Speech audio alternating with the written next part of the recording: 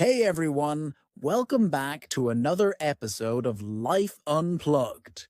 I'm your host, John, and today we're diving into a topic that I think will hit home for almost everyone listening: our relationship with technology.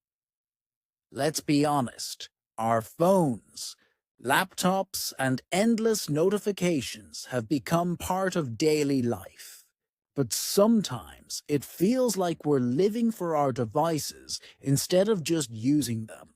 That's where the idea of a digital detox comes in. It's about taking back control, setting boundaries, and learning how to be present without being glued to a screen.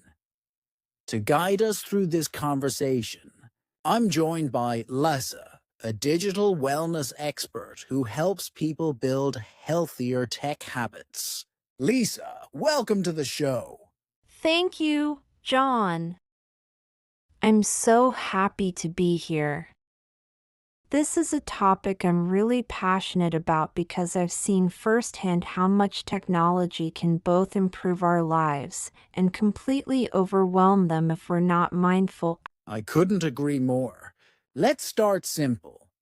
When you say digital detox, what do you mean? Great question. A digital detox doesn't mean throwing your phone in the trash and living in a cabin off the grid. It simply means taking intentional breaks from technology, especially the parts that drain us, like social media, endless scrolling, or constant notifications. It's about creating a healthier balance where you decide how to use technology instead of letting it control you. I love that definition. So let's walk through the day. How does your morning routine look when you're practicing digital wellness? For me, mornings are sacred.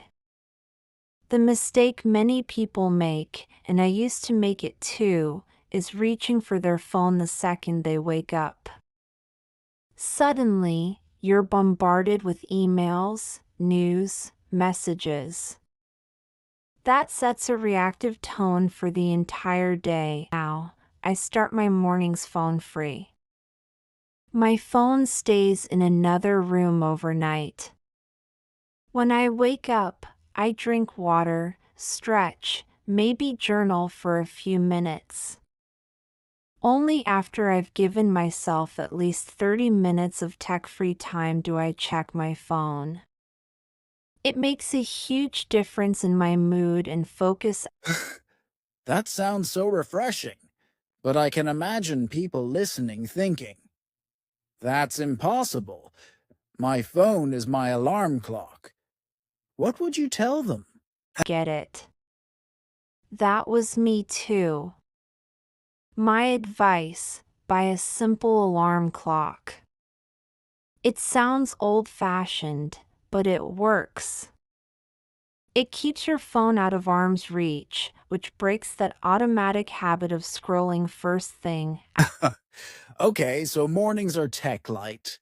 What about during the workday, when we actually need technology to get things done? Yes, that's the challenge. We can't escape technology, but we can use it more intentionally. I recommend time blocking. For example, set aside 2 hours for deep I work like with that. But let's notifications be turned honest, off. social media is the Then, hardest have one to scheduled times control. to check Any emails or tips for breaking the messages, endless instead of scrolling constantly cycle? reacting. I also love the phone parking lot method. Keep your phone in a drawer or another room while you're focusing. Out of sight, out of mind. You'll be amazed at how much more you get done. That's practical. Now, let's fast forward to evenings. How does digital detox play a role at night? Absolutely. First, be intentional about why you're opening an app. If you're going to check Instagram, ask yourself, am I here to connect with a friend, or am I just bored? That awareness alone can change your behavior. Second, set limits. Most phones now have built-in screen time controls. Start small, maybe limit social media to 30 minutes a day. And don't forget the power of unfollowing. Curate your feed so it inspires you instead of draining you. That's such a good point. So, Lisa, what benefits have you personally experienced from practicing digital detox? Evenings are the most important. Blue light and constant stimulation from screens can mess with our sleep. I have a rule: no screens at least 1 hour before bed. Instead, I'll read a book, stretch, or have a conversation with my partner. I also recommend creating a charging station outside the bedroom. Plug your phone in there and let your bedroom be a tech-free zone. You'll sleep better, and your mind will thank you. That's powerful. But let's also be real. This isn't easy. What challenges do people face when they try a digital detox? Go. So many. The biggest one is mental clarity. Without constant scrolling, I feel less anxious and more focused. I also have deeper connections with people. When I'm with friends, I put my phone away, and we're truly present with each other. And honestly, I have more time.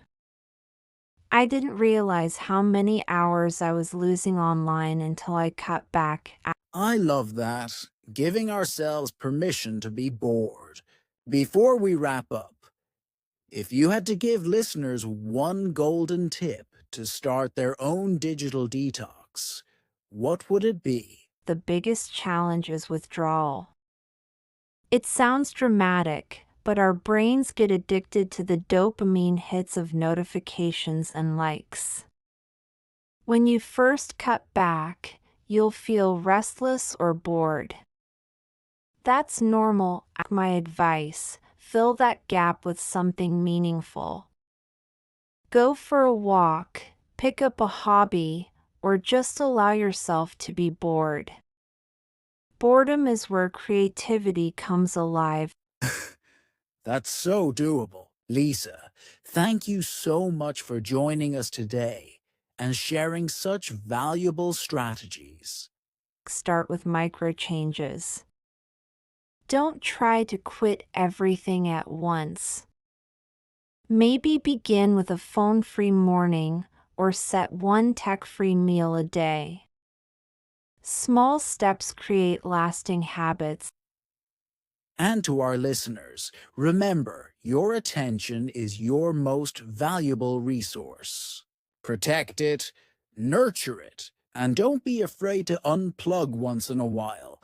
If you enjoyed this episode, don't forget to subscribe, share it with a friend, and check our show notes for Lisa's favorite digital detox tools. Until next time, take a break, look up, and keep living unplugged. Thank you, John. I hope this inspires people to take back control and use technology in a way that serves them, not the other way around.